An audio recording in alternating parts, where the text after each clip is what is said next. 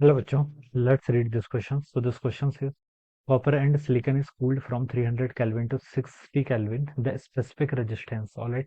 आपको बताना है कि स्पेसिफिक रेजिस्टेंस पर देखिए यहाँ पर क्या चेंज आएगा वो बताना है, ठीक है। तो बच्चों देखिए हम स्पेसिफिक रेजिस्टेंस को डिफाइन कैसे करते हैं।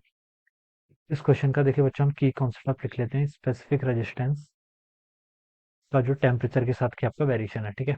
तो यहाँ पर आप लिख लीजिए ऐसे, temperature variation of specific resistance, या फिर हम रेसिस्टिविटी भी लिख सकते हैं इसको, ठीक है। Resistivity, this will be the key concept of this question, ठीक है। और बच्चों देखिए जो आपकी रेजिस्टिविटी होती है, रेजिस्टिविटी किसका फंक्शन होता है, आपका टेम्परेचर का फंक्शन होता है।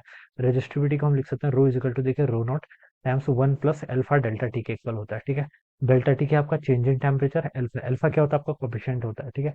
Alpha is called coefficient of resistivity, ठीक है। रो नॉट आपका इनिशियल रेसिस्टिविटी है, और रो क्या है किसी टेम्परेचर चेंज होने के कारण जो आपकी रेसिस्टिविटी आएगी वो हो जाएगा, ठीक है। So this is the for alright.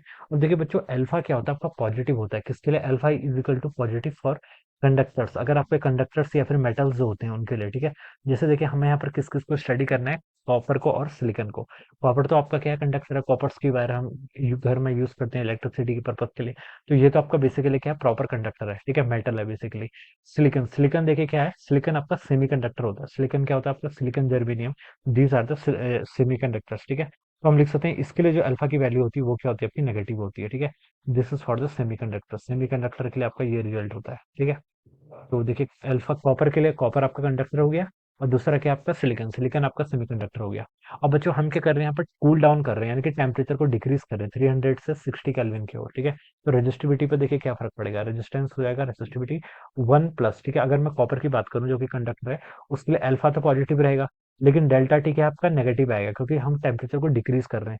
तो ये जो पूरी टर्म रहेगी यहाँ पर, ठीक है, ये टर्म आपकी अल्फा पॉजिटिव है, टेम्परेचर को डिक्रीज कर रहे हैं, तो ये जो टर्म आएगी ये क्या करेगी आपके यहाँ पर से डिक्रीज कर देगी, ठीक है।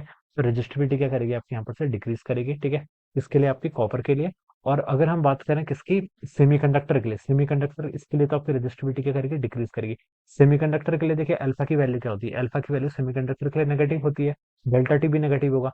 तो दोनों नेगेटिव नेगेटिव क्या आएंगे, पॉजिटिव। तो इसका मतलब जो रेजिस्टिविटी है बच्चों वो क्या करेगी आपकी इंक्रीज करनी चाहिए, किसके लिए, सेमीकंडक्टर या फिर सिलिकॉन के लिए, ऑलराइट। तो यहाँ पर ये इसका वेरिएशन होगा, ठीक है। अब हमसे पूछा गया कि डिक्रीजेज इन कॉपर, तो कॉपर में देखिए कंडक्टर में डिक्रीज कर रही है, सेमीकंडक्टर में इंक्रीज कर रही है, इंक्रीजेज इन सिलिकॉन या फिर सेमीकंडक्टर। तो ए वाला ऑप्शन क्या होगा, इसके करस्पॉन्डिंग यहाँ पर राइट आंसर हो जाएगा, alright. So this will be the answer of this question. So I hope you all understood this concept. All the best and thank you so much.